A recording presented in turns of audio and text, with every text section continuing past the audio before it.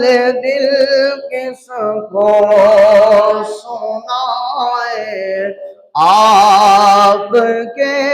ہوتے ہوئے سامنے ہے اے علی کے لال اسوا آپ کا، سامنے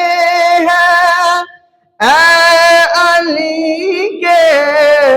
لال اسوا آپ کا، سامنے ہے اے علی کے لال اسوا آپ کا، کیوں کسی کا خوف کھائے، کیوں کسی کا خوف کھائے، آپ کے ہوتے ہوئے حال دل کس کو سنائے، آپ کے ہوتے ہوئے کیوں کسی کے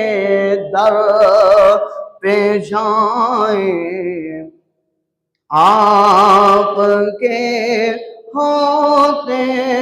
ہوئے۔ تمام حمد و ثنائیں اس مالک لم یزل کے لیے ہے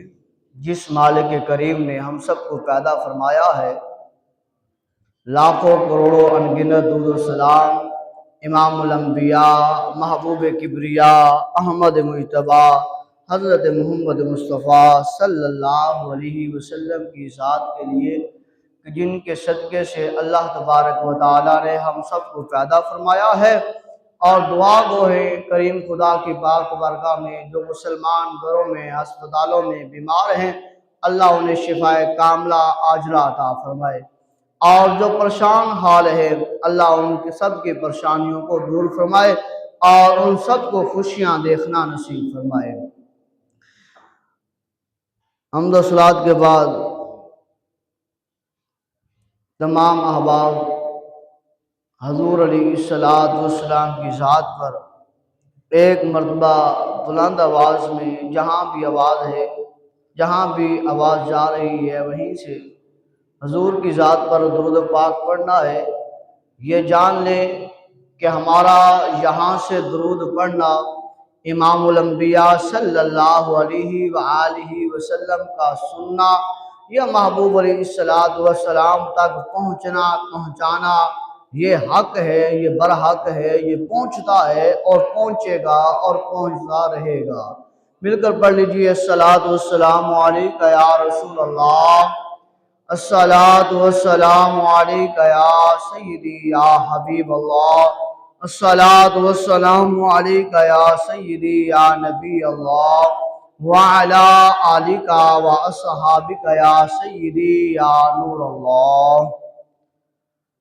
اللہ وحدہ لا شریک اپنے عظمت والے قرآن میں ارشاد فرماتا ہے، محمد الرسول اللہ، محمد اللہ کے رسول ہے، والذین معہ، اور جنہوں نے ان کی معیت، ان کی قربت حاصل کی، اور فرمایا اشداء علی الکفار،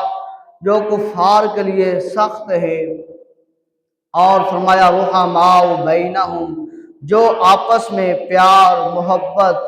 الفت ان کو بانٹنے والے ہیں۔ فرمایا تراہم رکعا سجدا یبتغون فضلا من اللہ ورضوانا، کبھی تم ان کو دیکھو گے وہ رکوع میں ہوں گے